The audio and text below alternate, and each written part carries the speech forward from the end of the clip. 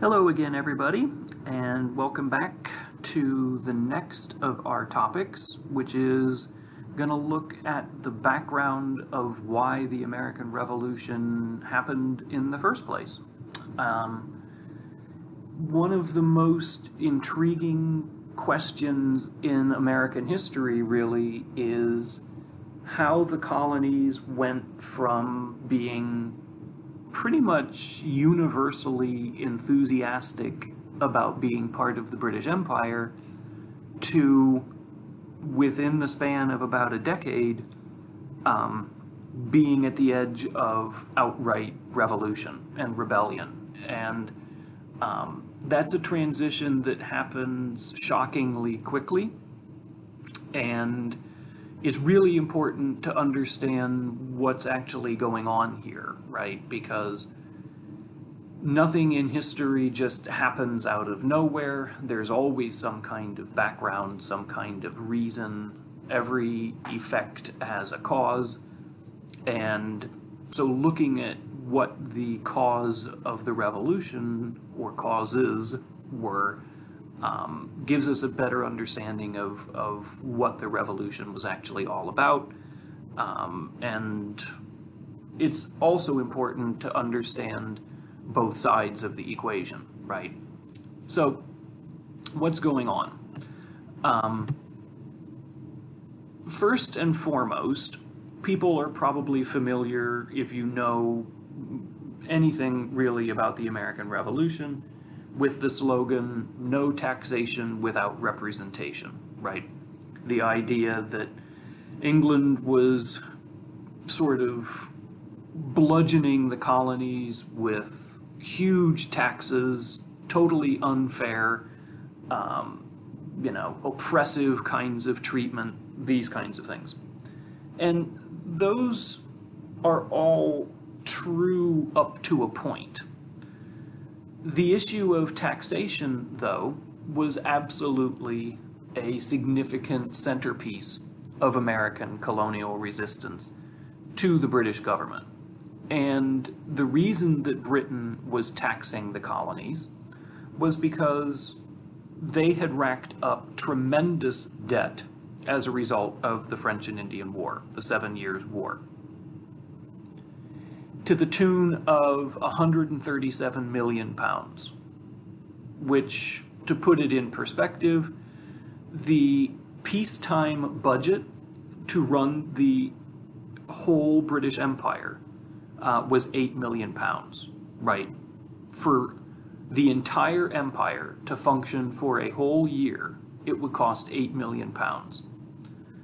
The interest alone on the debt that Britain had accrued, the interest was 5 million pounds every year, right? So the interest was more than half of the whole operating budget for the British Empire for a year. So this is an enormous amount of money that needed to be paid down. Today, governments operate in debt all the time. Our national debt is monstrous. It is basically taken for granted that governments operate in debt, and that's kind of par for the course. Britain in 1763 was really nervous about carrying this debt and wanting to get rid of it. So they need to raise money. The British public, though, was already burdened with a fairly significant tax obligation, especially what we would call the middle and lower classes. So they say, we're not going to pay any more. So the British government then says, well, we need to raise money, we'll go to the empire, we will go to the colonies. And for the most part, the American colonies were the most profitable and kind of the wealthiest part of the British Empire as a whole. And so naturally, the Americans were going to be tapped to pay part of this debt down. And that's really the beginning stages of resistance in the colonies, because colonials decide, as we'll talk about in a little more detail when we get into the revolution proper, the colonials decide we don't like the idea of paying, from their perspective, more than their fair share, and they don't like the idea, from their perspective, of not having a say in the matter at all. So the two men who really kind of set the tone for the way that the British government is going to deal with the colonies are King George III, the man on the left, and George Grenville, who is the first of a number of different government officials that George III will kind of be working with in order to establish policy. So Grenville is prime minister. Over time, George III will have a number of different prime ministers, different sort of diplomats or government officials who will serve different roles. But Grenville is going to be early in the process, and he will help to establish a much more aggressive, almost confrontational kind of approach to dealing with the colonies. What's happening then is, as Britain is beginning to reassert its power over the colonies, this is ending that period of salutary neglect that we talked about back when we were in the colonial period material. That era of 60 years or so when the British government is really kind of hands-off and allowing the colonies to really do their own thing. Certainly the British are still collecting taxes, the British still have royal governors in colonies, they're still kind of looking over the shoulder of the colonies during that time, but by and large the colonies are running their own affairs. And as England then starts to reassert, sort of tighten its grip on the colonies, this then comes as something of a shock to a lot of colonials, because they have lived, in some cases, their entire lives, and in some cases, more than their entire lives, under a system where Britain is less active in its involvement in the colonies. And so that's really going to be a significant kind of change as well.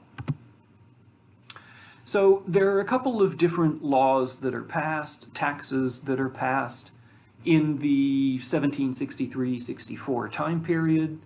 We won't go into those in too much detail, because in a lot of respects, the law that is really going to change the entire situation in the colonies is the Stamp Act. Parliament passes the Stamp Act in March of 1765, and it is exclusively levied against the colonies. No place else in the British Empire has to pay this except for the Americans, which rubs the Americans the wrong way to begin with, because as they see it, they shouldn't be singled out as sort of responsible for paying a tax that nobody else in the British Empire has to pay. Now, to be fair, there are already a lot of taxes that people in other parts of the British Empire are paying that the Americans are not. So this is not a situation where it is an undue burden on the Americans. It's not a very great expense. Certainly it would have to be paid often because it's a tax on printed material, right? So newspapers, pamphlets, books, playing cards, legal documents, all of these different kinds of things will all be issued a very small tax. So the tax isn't going to raise money because it's a lot of money that every person has to pay.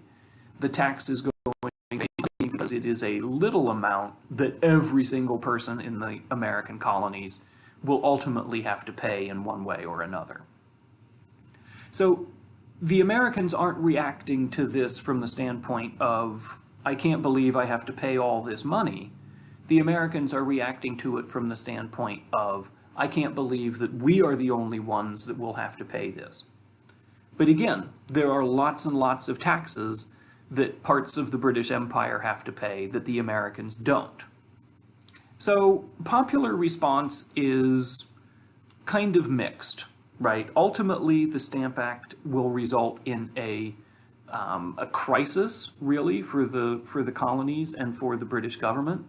But initially, people aren't immediately outraged about this. The other question that comes up with the Stamp Act is the question of representation, right? Colonial input in the decision and in the passage of this law. Excuse me, and we'll talk about the matter of representation a little bit later, but suffice to say that there are differing ideas between the Americans and the British when it comes to whether the Americans are represented or not. And there are different understandings of what that means in some respects. So the Stamp Act is passed March of 1765. Gradually, it starts to result in more and more resistance, more and more dissatisfaction, frustration, resentment. And we see that expressed in a few different ways.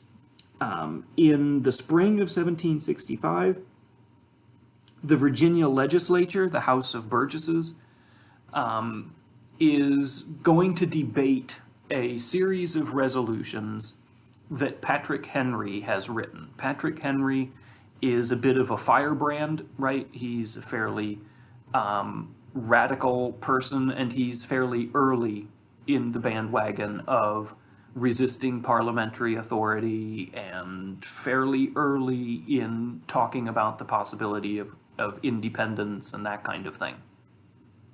Patrick Henry says, okay, I'm going to write these resolutions, right? These aren't laws. These are statements, right? It's sending a message more than it is passing a law that will do a thing. And the Virginia resolves are discussed in Parliament, and they aren't exactly approved because it is a fairly radical statement. It starts out innocently enough by saying, we resolve that the colonists of the American colonies have the same rights as any other person in the British Empire. Which, as we will see, that's really at the center of a lot of the frustration that the colonies have, is they feel that they're not being treated with the same protections and the same respect and the same rights that other parts of the empire get. So he says Americans have the same rights as the British, but then it goes increasingly radical from there. Virginians should only pay taxes that have been approved by the House of Burgesses, by the Virginia legislature, which is a pretty edgy thing to say. And lastly, any person who supports the right of Parliament to tax Virginia should be considered a traitor to the colony of Virginia, which that's a much more extreme position to take. So the Virginia resolves point in the direction, they're certainly at the leading edge of radicalism or resistance to the Stamp Act, and by extension, resistance to Parliament's authority. They are not indicative of the wide majority of the American population, but they certainly point in the direction that the Stamp Act crisis will start to go. By October of 1765, discouragement and dissatisfaction has risen to the point that delegates meet in New York City. Delegates from 9 colonies meet to say, we're going to write a letter. We're going to compose a letter speaking on behalf of the colonies as a whole and send that letter to Parliament saying, we disagree with your right to tax us if we don't have a say in the matter, and we are basing this on traditions of English common law. So the letter is drafted. It never actually arrives in its finished state, but certainly Parliament becomes aware of these kinds of developments. And Parliament is not too happy about that. As time goes on, more and more public outrage is sort of fomented by increasingly radical parts of the American population. And among the most radical is a group known as the Sons of Liberty.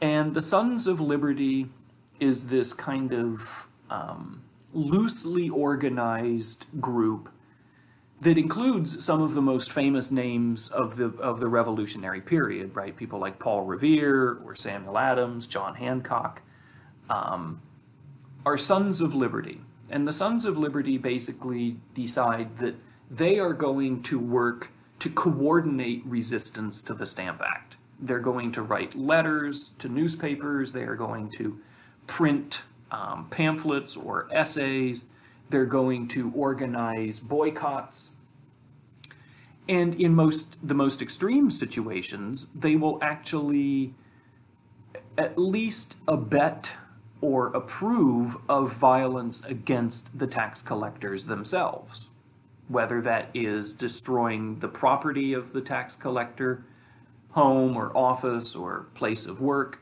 or in some cases physical violence against the tax collector personally. And this is then an escalation through the end of 1765 and into the beginning of 1766 that is an extreme problem for Parliament. The question for Parliament becomes, do we allow this tax to be implemented and risk a further deterioration of the relationship between Parliament and the colonies, or do we find some other way out? And so the British decide to kind of save face, right? Two of the leading figures in the Stamp Act crisis are Patrick Henry on the left and Samuel Adams on the bottom. Patrick Henry works from within the political system, right? He is a member of the House of Burgesses, and so he is using his political platform, his legislative platform, to try to get laws passed that will address the question of the Stamp Act. Samuel Adams is more of an activist. Certainly he holds some relatively minor positions in Boston's political world, but he is largely operating as a private citizen in his sort of organization of resistance. And both men are Sons of Liberty. Both men will play fairly significant roles in the leading years, sort of building up to the American Revolution. And both of them, in some respects, are cutting their teeth as radicals around the Stamp Act. So the question will become then, how does England respond to the Stamp Act, right? What is the direction that England takes? And what does that mean then for the kind of agitation and resistance that is building in the American colonies, right? You would think that once the Stamp Act is repealed, things will kind of calm down. But the two sides are still operating from very similar perspectives. England is still going to need money. The colonists are still going to resist that kind of infringement on their rights as they would see it. So that's where we're going to go in the next section. Let me know if you've got any questions about any of the recorded material, any of the full PowerPoints on Blackboard. And when we pick up in our next one, then, as I said, we'll talk about what happens after the Stamp Act and then leading into the 1770s from there.